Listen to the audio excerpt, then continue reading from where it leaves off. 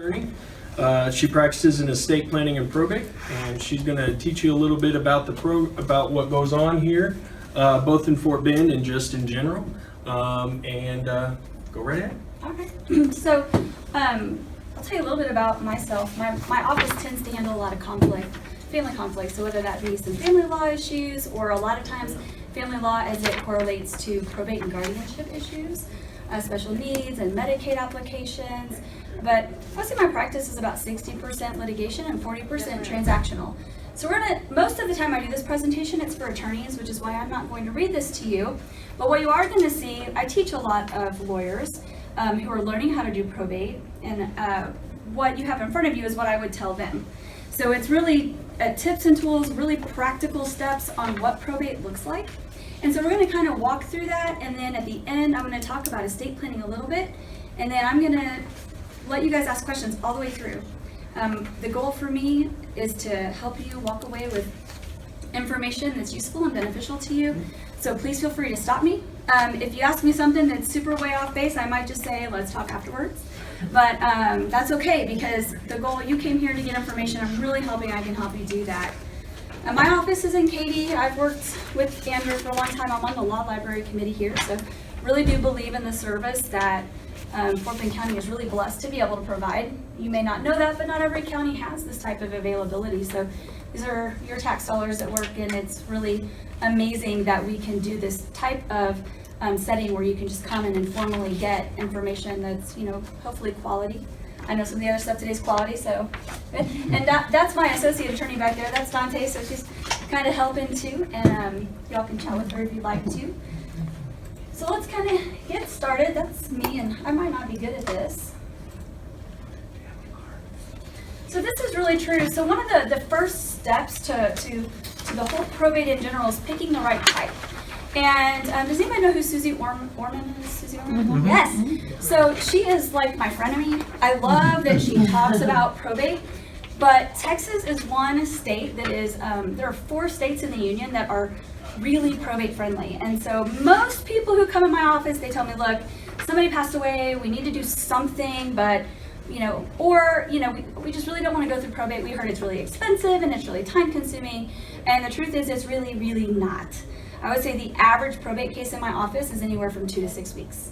We get in, we get out, we move on. Okay, that's not true if there's some other issues going on, but a standard probate of a will is pretty easy. So we're not afraid of probate in Texas. But when we talk about probate, it's important to know there's not just one kind. So we're going to talk about different types of administration. And to help you kind of understand that, I want to talk about the way we give property away. Because this is a really important foundation, and if you don't understand this, everything else we talk about is not going to make sense. So we can give things away while we're alive, right? We can just give you a check, and that's a great day. That's called an inter vivos gift. I don't know why we still use that fancy word. It's silly, but we like it in Texas. It's called a living gift. It's a gift you give while you're alive. So it's the first way we give something. Second way we give something after we pass away is a testamentary gift through a will. So we have a will, and it says, I love my husband, and he loves me, and when we die, we're going to give our things to each other, and then when we both die, we're going to give things to our children, all right? So that's the probate part of the will. The third way we give things away is by contract. So every time you put a beneficiary on an account, or you add a transfer on death, or a payable on death to something, you're giving it away by contract. And then to tell you how important this is, if you have $100,000 in a bank account and it is payable on death to a child, okay, because maybe that makes sense. But then you also have a will, and your will gives everything to your spouse. You've really affected your estate plan, because the will doesn't trump what we did when we had that beneficiary designation. And that's really important, because one of the biggest mistakes people make is getting that beneficiary designation either incorrect, or they name a child who's under 18. And so the child can't inherit, and now we have to come to the courthouse and ask the judge to get someone, in place to manage those funds. So we give things away that way, and if we're not conscientious about how we do it, we've now maybe affected our overall estate planning. Does that make sense? Mm-hmm. So the third way is by contract. So we can give it away while we're alive, we can give it away through our will, we can give it away by contract, and the fourth is by the laws of intestacy. So if you don't have a will and you don't have a payable on death, Texas law says who's going to get your stuff. And I will tell you, not a lot of people like the laws of intestacy as the first choice because, first of all, Texas may not agree with your wishes, okay? For example, we have a lot of blended families. So if I'm married and my husband has a child from a prior marriage and he dies, the house we bought in our marriage is now owned by me and owned by his child.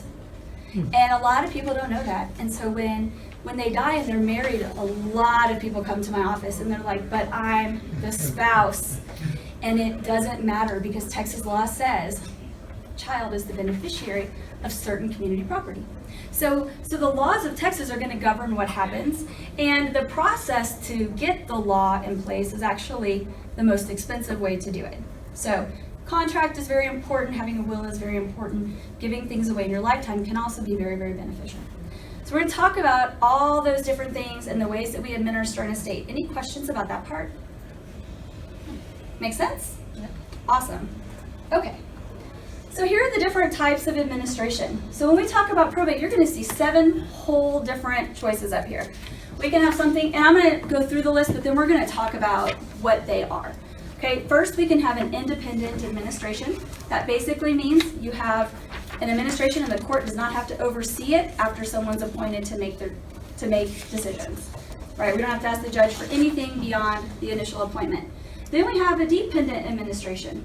Once we get appointed, the person appointed can't do anything without court approval. That's pretty expensive. We try to avoid that. The third is an heirship proceeding. In an heirship proceeding, we're asking the judge to make a determination on who the heirs are under those laws of intestacy we talked about, right? Just the fact that you have children or you have a spouse is not enough. We have to have a court write an order that says this is who you are married to and this is who your children are, and there's no one else out there that we've missed. You can imagine the fun we have with lost babies, adoption records. It gets pretty complicated. All right, then the next way we can pass is through an affidavit of heirship. There are certain administration where we can sign an affidavit, get a couple of other people to sign an affidavit, and on certain types of property, this is all we need to do. All right, and the next one is through a small estates affidavit. That's an affidavit we can use when there's no will, and all of the assets except the house are under $75,000. So it's nice for small estates. Less expensive than probate. It's super easy. People can even do that one without an attorney. So there's some really good benefits to the small estates affidavit. This one here is a muniment of title. And I promise we're going to go back through them so you don't have to furiously write. There's notes in there. A muniment of title basically means we're going to ask the court to put an order in place that settles title on real property when that's basically the only asset. Okay? We'll talk a little bit more about that. And 7 is a full probate. This is what everybody thinks of. We bring the will, we get the executor appointed. That executor can then go collect assets and distribute them. All right? So let's kind of walk through what these are. So we're going to talk about first an independent administration. And this can apply to lots of different scenarios. We always want to be independent of the court supervision because if you have to pay an attorney every time you want to collect an asset, pay an electric bill. I mean, think about all the little things we do. If someone dies, we have to cancel their cell phone. We've got to cancel their internet. We've got to talk to their insurance. If you have to pay an attorney every single time you need to do something, it is going to get costly very quick. And I am an attorney and I like to make money, not like this, okay? It's not nickel and diming an estate for all of this work. And the thing is if your will doesn't say that your executor can serve independently, or if you have to have the court determine who the heirs are, you have to get all the heirs to agree that this is okay. And I don't know what your family history is, but what I can tell you is it's not always easy to get everyone to agree that one of their family members can serve without any type of supervision. So when it comes to money, people get really, really concerned very, very quickly. I've been married for 11. So if we can't do an administration independently, we're stuck with this dependent thing. And it can happen a couple of ways. If the judge realizes there's lots of conflict, they can appoint an attorney to come in and the estate will pay that attorney to serve as the administrator. That's also very expensive, so we like to avoid that. So that's a court-appointed administrator. If the estate is upside down, though, this is a beautiful thing.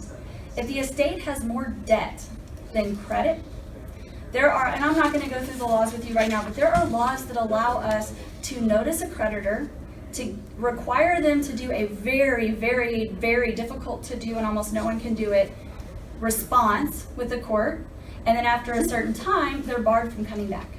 Okay, they only have so long if they don't bring a claim. So we can get rid of a lot of the debts, and many times we can put money back into the family member's pocket by using this. So this is not always a bad thing. Okay, and I'll tell you that reverse mortgages are one of those things where sometimes we need to, if there's reverse mortgage on a house and we're losing all the equity and the cost to sell a house is going to be more, we can deal with that and the other estate issues by doing a dependent administration. And so of course, if the heirs don't agree, this is what we're stuck with. It's a lot more expensive and it requires a bond.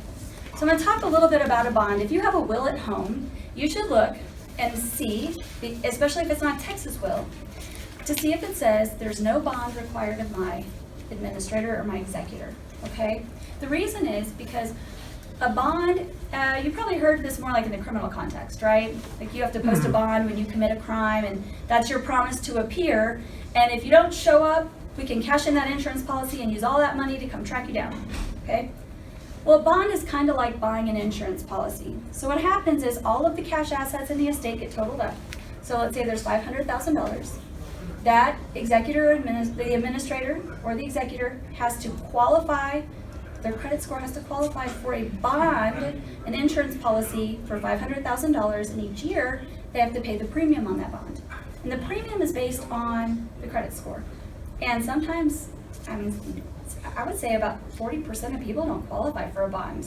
Because if you can't manage your own finances, it's pretty hard to get someone to insure you to manage someone else's. Okay? So we try to avoid that bond. So if you have a will at home, make sure it says no bond. Okay? Only 4 states have that allowance. So if you have an out-of-state will, that you might think about redoing that will to make sure that's included. All right? So we're going to talk a little bit first about the heirship proceeding. So in an heirship proceeding, this is what we use when someone does not have a will. There are assets to administer.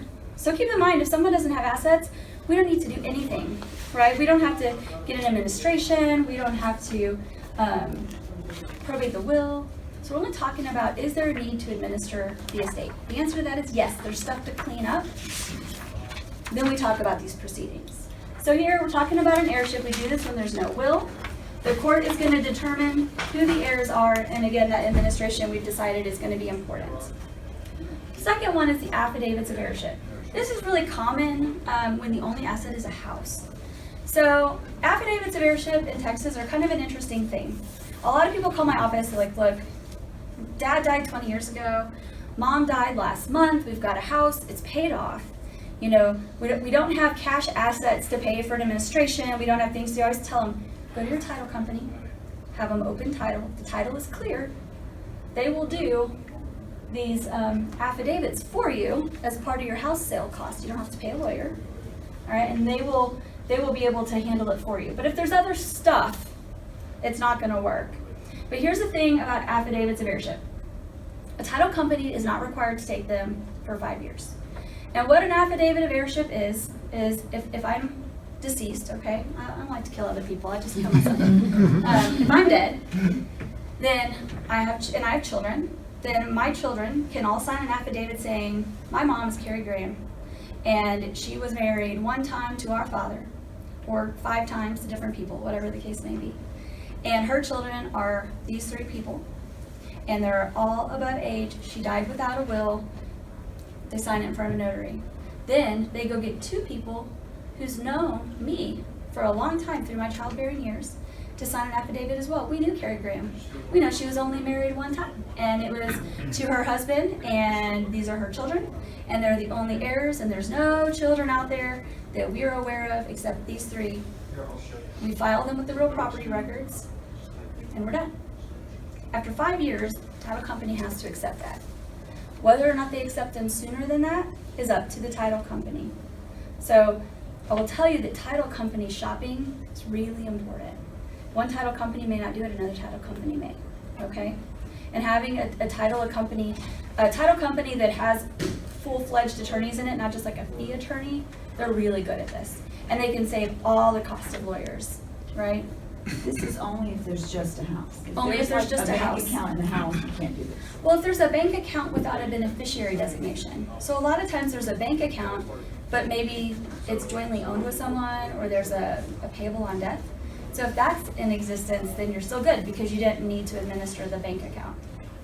Does that make sense? Any questions? This is only special in Texas, or doesn't matter? This is a Texas law. Everything I'm talking to you about today is just Texas. That doesn't mean other states don't have something similar, but I am a Texas lawyer, so I will kind of stay in my lane. All right. Nice thing about this is that you don't have to have an administration. We keep our costs down, and usually there's no will, but some title companies will actually do it with the will, but they file the will as well. Okay. So you don't necessarily have to have no will. It's really more important that you have no assets. And that's the title company's discretion. Any questions about that? I mean, most of us want to die not using those because we want to have more assets. We just want to go to state plans. We're going to talk about that at the end.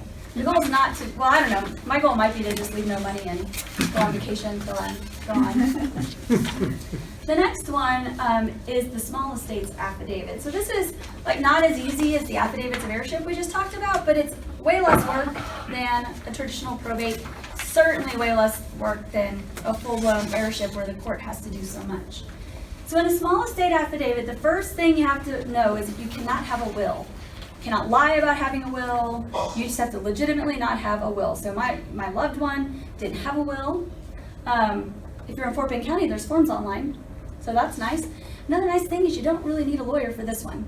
Now, you can't really practice law if you are, if you're not an attorney.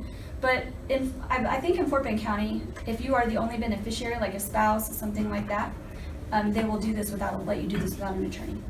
So after that, it really could depend on which judge you have. But this is a process through the court. Your estate has to be under $75,000, excluding any exempt property, which is typically like a house and a car. Okay? And every distributee, the people inheriting, have to sign it, plus 2 disinterested witnesses. So it's kind of like those affidavits of heirship, right? Except that we actually give the court a little more information about what the assets are. And then every beneficiary has to sign it, or every distributee. And then also you still need those 2 disinterested people to come in and say, no, this is accurate. And what you do is you file that form with the court, it has to sit, and then the judge signs an order saying this is what's in the estate. Okay? We're not really administering much. And the tricky thing about this is that if you have a bank account with like $35,000, the bank may or may not take the small estates affidavit.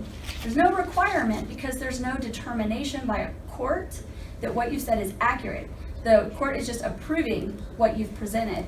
And so some entities will take it, some entities will not. So what I tell my clients is you need to go to those banks. I'm going to show you the form. I want you to ask them if they will take this form, and then find out who you talk to so we can go back and see that same person, right? Because if that person quits or walks away or told you wrong, we've spent money. There's filing fees, you've done some stuff, and now we're just starting back over with a full probate.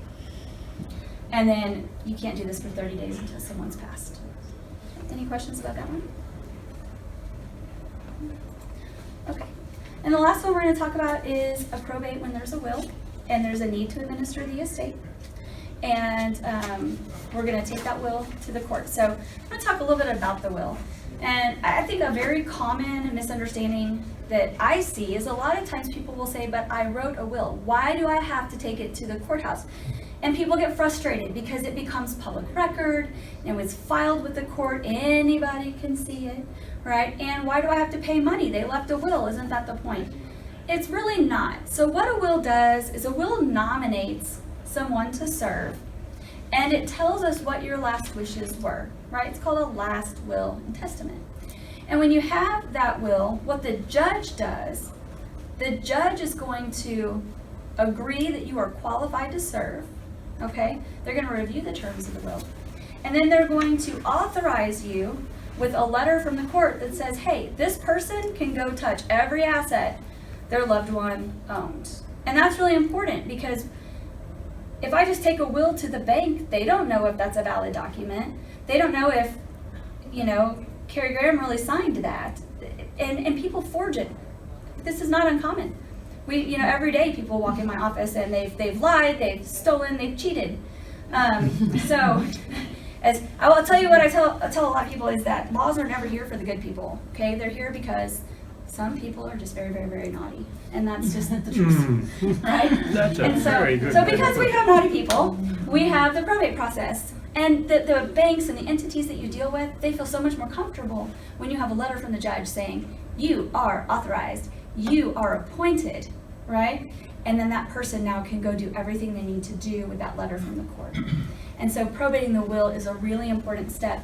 Another really important thing to know is if you don't probate that will within 4 years, it's really hard.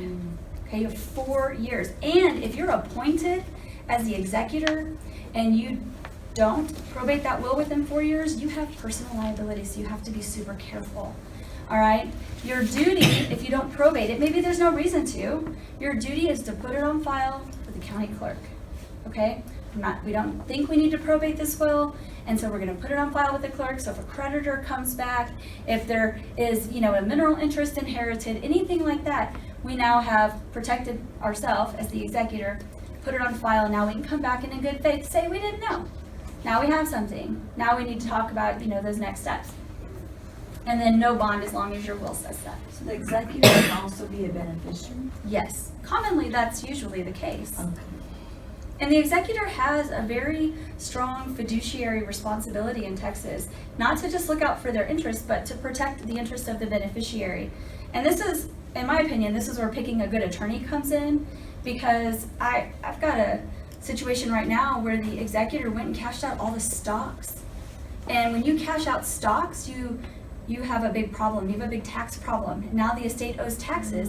So instead of saying, okay, I've got, for round numbers, $900,000, and each of you three, we're going to roll over $300,000 to your name, they just cashed them out. And now there's huge tax owed.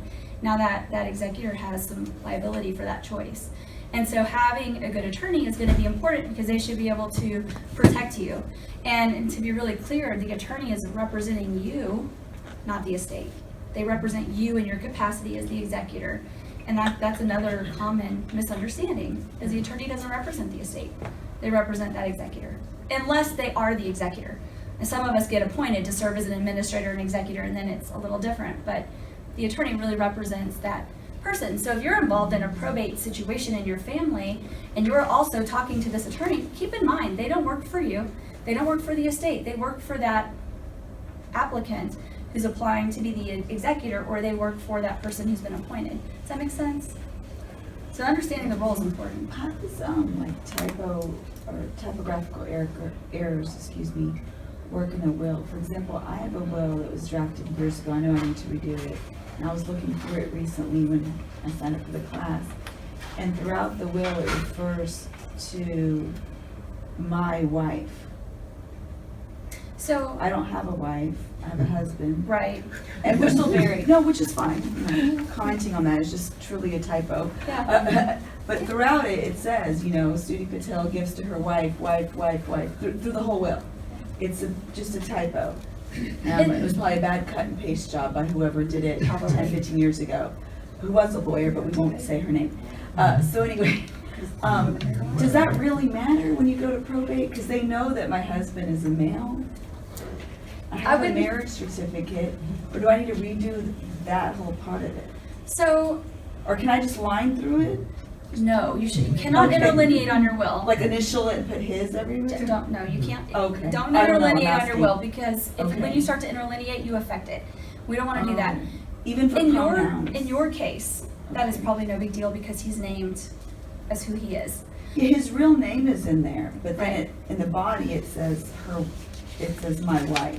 Right, so So it has probably been- not an issue for you, although the judge would have discretion. Maybe he'd want everyone to sign off on something, but probably not. Okay. My gut would be no. Where it would be an issue is what if it just said my wife all the way through it and didn't name him?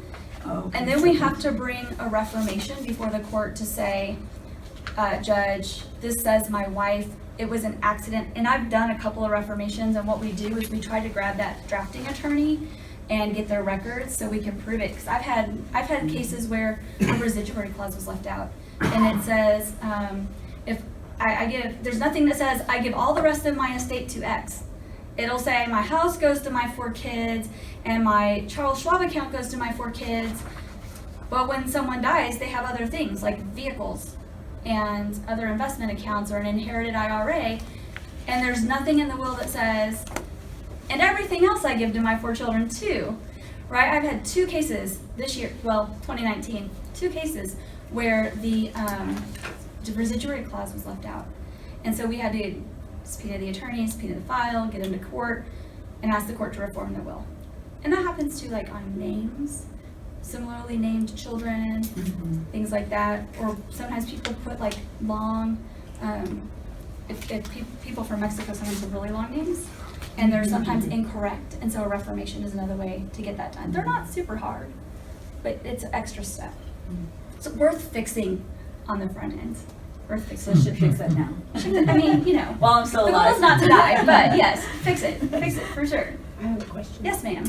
What if you have a child that is supposedly married to someone, you committed a crime against someone within your family, and this person has a child by your child, but you don't want anything left to that person that committed the crime? How do you do that? So so that's a great question. In your will, you can write in or write out everybody. There's no duty to leave your stuff to your spouse. There's no duty to leave it to your kid. You can hate them all. You can just hate one. Anybody, but You can love and still exclude. I've had clients come in and say, look, this kid took up a lot of money because I paid for $400,000 worth of college all the way through medical school, and this child got a bachelor's. I want to make sure that we even that out when I die, right? We deal with that stuff. Thing you need to know is that your will can control who you give things to, but it cannot control who you give things to past that. If you want to control someone from the grave, that's when we look at trust planning. And I'm not a huge advocate of trust planning because it's expensive and a whole bunch of other reasons I won't go into unless there's time and you really want to know.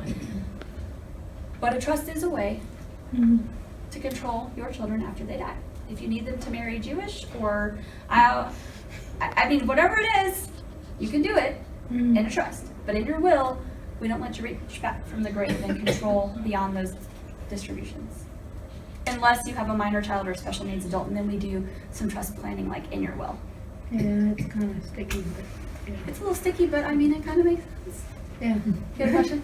This is not I guess a substantive question, but I had read some CLE that said there were some changes in the code that we're not supposed to put last will and testament of X, you just are supposed to now to say will. Do you know anything about that? No. Okay. And I let my clients pick because some of my older I've ones feel like, I do a lot of litigation, and I've never seen someone argue about what it's titled because the requirements for a valid will have nothing to do with what you call it. You don't even have to call it anything. Yeah. You know, in Texas, you can have a handwritten will. Don't do that. Don't do that. That's not good. Yeah. But, you know, we've had a will left on the back of a tractor in Texas, and it was valid. It's got to have your name. It's got to have testamentary intent. And you need to sign it. But it doesn't say you got to call it anything. So not as far as I'm aware. Okay. I don't know, I read that in some CLE If you a find few something, months ago. shoot it to me and we'll talk about it. Yeah. I'm kind of curious what it was talking about. I mean, it does, if you call it your will, it kind of automatically gives it testamentary intent. It could be something about that. You know, maybe there's a case or something. Any other questions? All right. Oh, that's for lawyers. You don't need to read the code. So, I'm going to talk a little bit about this. I get a lot of calls from people and they'll say, well, my dad died. We need to probate the will. And I want to come see you. So I have to ask them, are you named in the will? Because the only people who can bring an action in probate are these people. The named executor, someone who's designated by agreement by all the parties. A creditor can do it. If you owe MasterCard a bunch of money, they can come get your will and probate it and absolutely go chase down their money. An owner of the decedent's estate if there's not an executor. So if you're a beneficiary, you're an heir. So if there's no will and you want to come start the process, you can do that. If you're an heir under Texas law, you can do that. A guardian can do that, someone who's been the guardian for the decedent's estate. Or a trustee, right? A trustee can sometimes do it if the decedent was a beneficiary of someone's will. So like, let's say I have a special needs child and I'm the trustee of her estate and her uncle dies and leaves her money and there's no other family. As that trustee, I can go hunt down funds to benefit my beneficiary. That makes sense? How do creditors find out? Like, my parents are both still alive, and I don't even know if they have credit card debt or not, but like, if they both passed away, is it my job to find out, oh, my mom owed MasterCard $5,000? Like, It is. So Oh, you okay. have to do some things, and I'm gonna kind of pause because sorry, everything else is did super. I go ahead? Did No, I no, no, no, mess I'm up gonna, your flow? the Sorry. rest is like for lawyers, I'm just gonna kind of pause it Okay. and talk for a second. Sorry. No, that's a great question. So you do have a duty, Okay. under Texas law to not just find reasonably, it's reasonable efforts, right, to find the creditors and to notify them. Give them notice that you're appointed. You have to notify a lot of people. Your HOA is a secured creditor, for example. Your IRS, that's a big one. You got to send them a Form 56. There's people we have to notify. And then not only do you have to do it, but you have to sign an affidavit that you've done it. And so for my clients, I tell them, go get the last 3 months of bank statements. Let's find out who they were paying and who was paying them. If we don't know, they can get their IRS transcripts. That's really helpful. So if they've gotten a 1099 from some asset they own or rental income, we can find it. And then we look at it. I send out notices to all the, I don't technically do it, my staff does, but we send out the notices to all of the parties. We get green cards back. And then I sign an affidavit for my client saying, I gave these notices and I got these returns and I attached that return so the judge can see this was done. And then you also have to give notice to the beneficiaries, lets them know that you're appointed and that, these are the assets of the estate. You have to give them an inventory. So there's some stuff, that you have to do. It is work. I mean, being an administrator and executor is a hard job. It's a lot of there's a lot of things you have to do. It's a lot easier in this day and age because we can do so much online. And because the entities that we deal with, they don't want to have to see you either. So there's a lot of processes to get you in and out with them. But it's work. Another thing you can check in your will is whether or not you want your administrator or your executor to be paid for what they're doing. I'm generally kind of against it because I'm a litigator and I think that when you start paying someone to do a job, all people are going to do is complain. And if they're benefiting anyway, that makes sense. But if they're not benefiting, maybe you have younger children and Uncle Levi is going to come do it. Well, Uncle Levi didn't really sign on for 40 hours of work. So maybe throwing him a little bone would be all right, Questions? Okay. Yes, sir. I heard there's another way called the living trust. What's the pros and cons of doing it? So let's talk about trust planning. I'm not a huge advocate and I stand in the minority. I'm just going to tell you that. There are lawyers who just love their trust planning. And I really do believe trusts have a place. But generally speaking, trusts are used to avoid probate. And in Texas, it's so inexpensive and easy to get through the probate process. It's, I think, better to have a will. I'll tell you a couple of things. I think trusts are great when you have special needs kids because the only people who can create a special needs trust is a parent, a grandparent, or court. And so you're free and the court is not. And that is irreplaceable to keep them on their Medicaid benefits or their SSI benefits. So awesome. Always use a trust if you have special needs kids. If you want to control your children after you die, also a great tool. It really is. If you want to have some say, if you have children who are struggling with abuse or addiction, it's a great planning tool. If you have out-of-state properties and you want the benefits of Texas law, and I actually do quite a bit of that type of trust planning. So let's, for example, say you have a small property in the Northeast, where most of the properties there have a death tax. So you get taxed on everything when you die.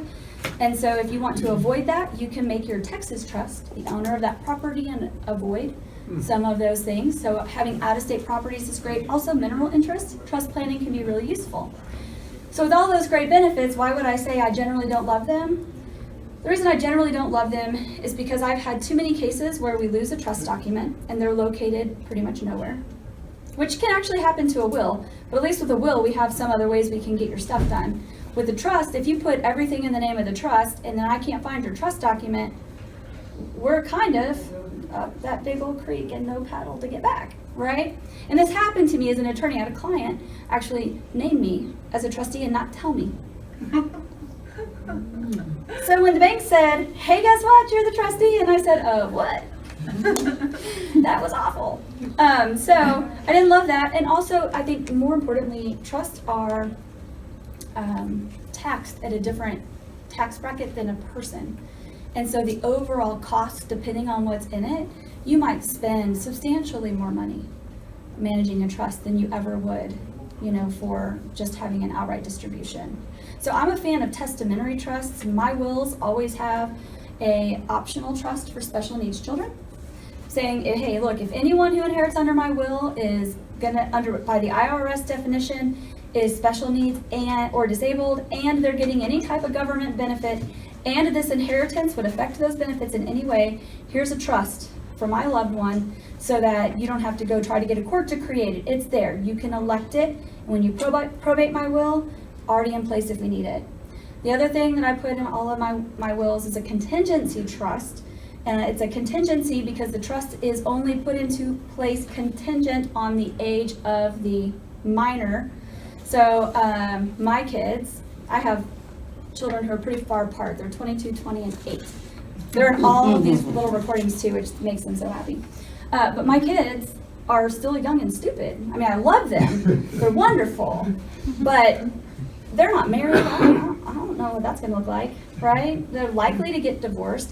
And so for my kids, sad for them, they have a trust till they're 35, so it stays their separate property because I also divorce people. And I love knowing, at 35, if they don't have it, we're just good luck, right?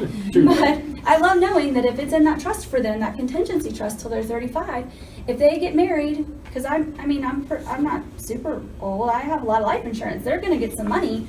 If they're targeted by somebody and they get married, divorced, or whatever, or they just become bad humans, there's someone else out there who can hold and manage those funds for their benefit and protect them until they're 35. And after that, like I said, they're on their own.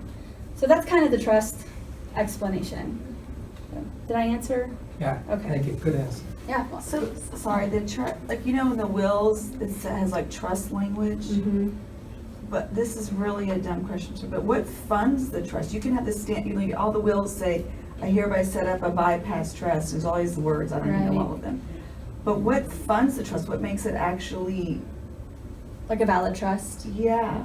So, because I see that language all the time in my families. Everybody has different wills. Some have written themselves, Yes. some have had lawyers. And everybody's got a trust. But I'm like, but what's funding it? Like, what so nothing kicks it now. in? So remember we talked about Okay. how your will is a nomination. So you're really saying, I'd like to nominate this trust to be in place. But until the court orders it, it's not a trust, right? But once the court orders it, what's a very interesting, very technical, probably good for thinking purposes is when your loved one dies, their stuff vests in you automatically. You can't get it yet, but it's already yours, and that's the corpus of the trust.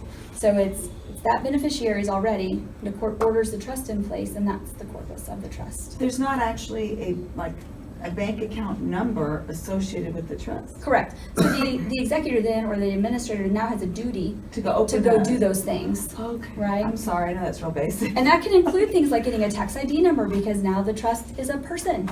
Right? A trust is just like a person. It gets its own tax ID number. And so we have to kind of walk through all those, which is why being an executor is a serious job. And I will tell you, the thing I really kind of preach at my clients is don't think about your children in birth order. Think about their geography, think about their availability, because if you give the role of executor to a single mom who cannot miss a day of work, you have really harmed that person.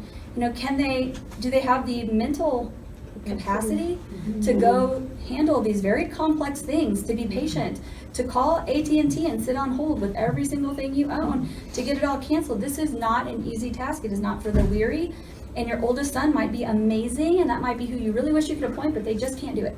And so we really got to make sure when we pick that person, we're thinking about all those things, right? And naming backups, so we don't have to get the court to put someone in place for us. And then I have a question also. So I have a son that's almost 20, and then I have a daughter that's 13. And I need to, I guess, when she was born, I did some kind of guardianship form where I put my brother as. You Actually, I don't even designated know someone. if she's on there. I'm sorry. I should go pull it and read it. I do have a guardianship form, but it may have been for my son, but who is now almost 20, so it doesn't matter, right? That goes away by operation of law. By 18. Okay.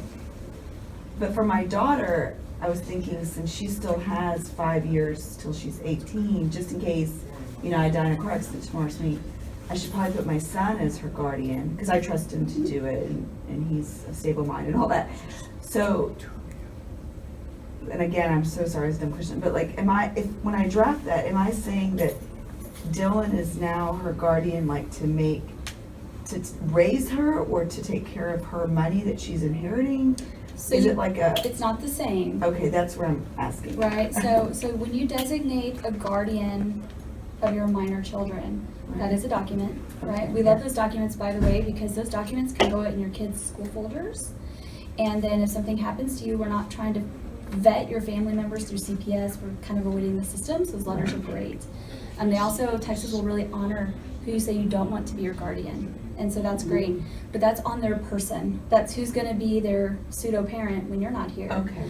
If you want a guardian of the estate, we don't wanna have a guardian of the estate because that's expensive. We wanna have that contingency trust in our will so that it could be the same person, but it's a separate appointment for who's gonna manage funds. Oh, okay, so I would have to designate 2 people for the little one. Or they can be the same person, but you have to designate separately. So the designation for the guardian of the person could come to the courthouse and apply to be the guardian of the estate and would have standing to do so, but now you're in a court supervised, which we don't want because that just eats up her funds. So what we want to do is have that contingency trust in our will that says something happens to me, you know, my brother Ed is going to be the guardian of her person and my brother Ed's going to be the trustee of her contingency trust, or 2 separate people, however you want to do it. But it's 2 designations, but it can be the same person. Okay. Anybody have any other questions? Yes, ma'am. Do you have some more copies of the presentation? I do. I'm gonna pass those down now. Sure. You betcha.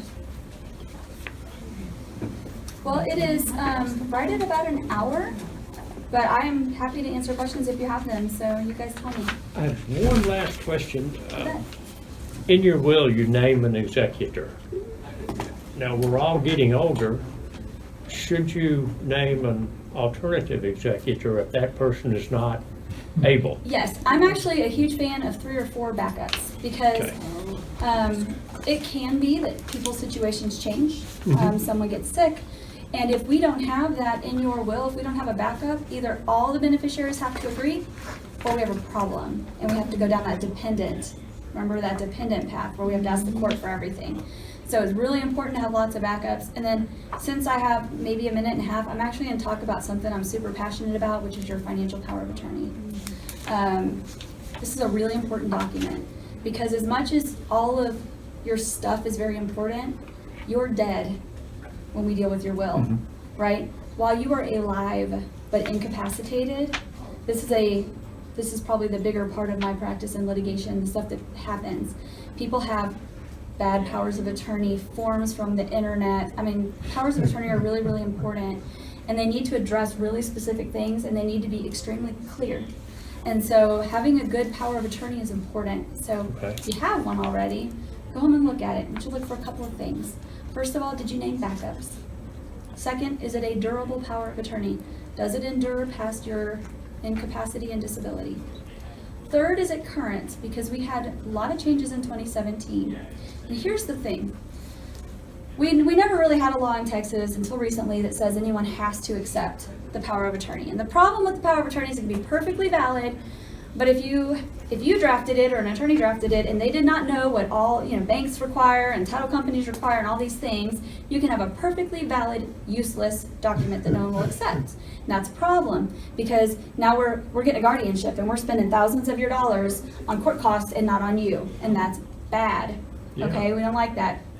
So when we've got this law in Texas now that says you have to accept it unless a whole line of things happens, and the last one is you don't really feel like it's a good idea, basically. So we really don't have a law in Texas, and so your financial power of attorney is truly irreplaceable. People only will take an original, right? So that's really important. If you have real property, that needs to be specifically addressed and not as an exhibit. It needs to be in one of your hot powers, which is like a list of special things your agent can do. And if you ever think you might want to utilize Medicaid benefits, and I say this because I help people protect assets and qualify for Medicaid nursing home benefits, you got to have the right language in there, the right gifting language that complies with Medicaid, and you not just that little thing that says you can apply for benefits, but I draft like a whole paragraph on Medicaid language, because if it's not right, you can't protect your assets. And now you have to specially authorize also trusts when there's a special Medicaid trust. So we would like to have that as well. So your power of attorney, I feel like, I'll just tell you, I don't feel like estate planning is something every lawyer can do. So when you go look for a lawyer, make sure they litigate their documents, make sure they do real property stuff. Because it seems simple, go write a will, it's not that simple. And if you don't have it right now, it will cost you a lot more to fix it later. And so the best advice I could tell you today is just make sure you have a good estate plan, and make sure that whoever you're talking to talks to you about your beneficiary designations, your life insurance, your long-term care, because you need a plan. Because once you're gone, we're not worried about it, but your last years on this planet, we want those to be pleasant and we want them to be wonderful, and that all needs to be addressed when you start your planning.